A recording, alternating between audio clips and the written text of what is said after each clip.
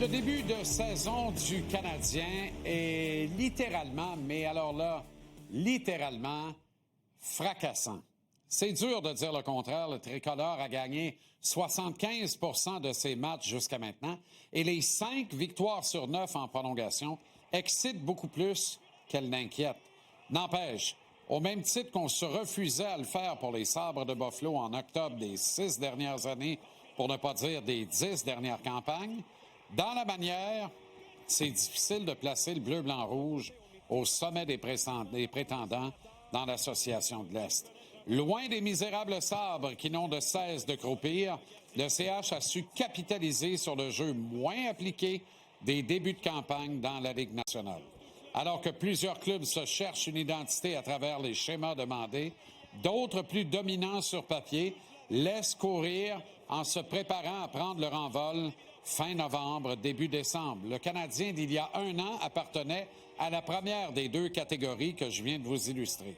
Autrement dit, il y avait une opportunité à saisir cette année et Martin Saint-Louis s'est assuré de le faire pour notre plus grand bonheur. Maintenant, Martin a besoin de renfort afin que sa jeune troupe maintienne la cadence. Après un solide départ, Oliver Kapanen ralentit.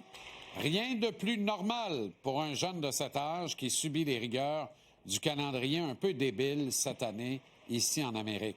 Ça plombe le jeu à 5 contre 5 de la superstar Ivan Demidov, qui a besoin d'un meilleur joueur de centre pour satisfaire sa créativité et son insatiable soif de production. Contrairement à mon camarade, l'excellent Nicolas Cloutier, je ne suis pas très chaud à la candidature de Pavel Zacha chez le Canadien.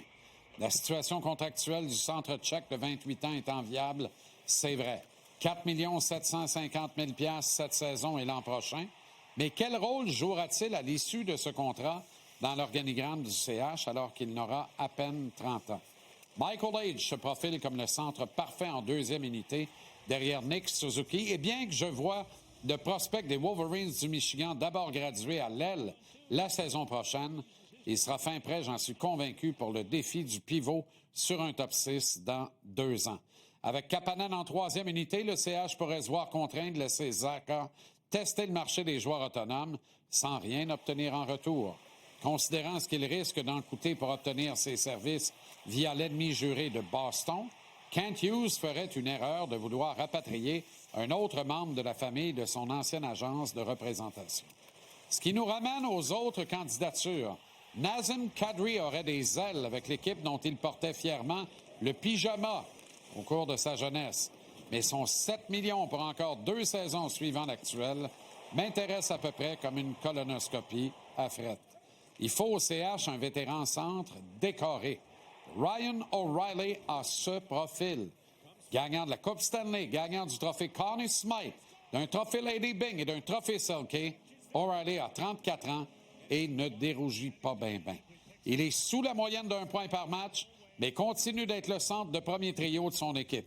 Il frôle les 60% au cercle des mises en jeu et je rappelle qu'il est gaucher. Autrement dit, il fera le job de Dvorak, mais en beaucoup mieux. En clair, il domine Zacha dans toutes les cases à cocher.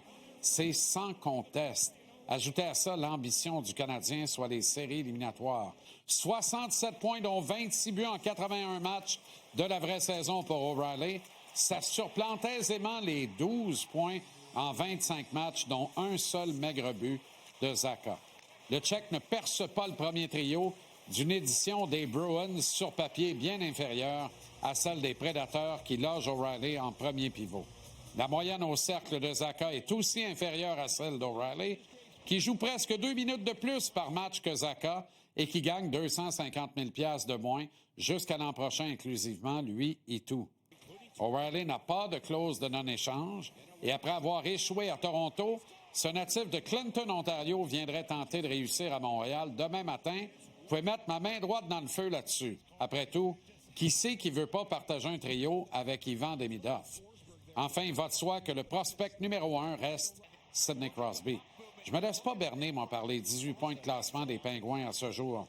Sur papier, ce serait étonnant que la cadence soit maintenue et avant longtemps, il faudra se rendre à l'évidence que l'avenir des Pens à Pittsburgh passe par une vente de feu de ces vétérans guerriers que sont Crosby, Malkin et Chris Letang. La valeur de l'empereur Sid the Kid est immense. Il est le candidat rêvé pour permettre au CH de capitaliser sur une opportunité réelle dans l'Est cette saison. Pensez à ces Panthères usés à cordes de 3 finales de suite et sans leur inspiration, leur âme et leur cœur en attaque, Sacha Barkov. Tout est possible cette année dans l'Est, je vous le garantis.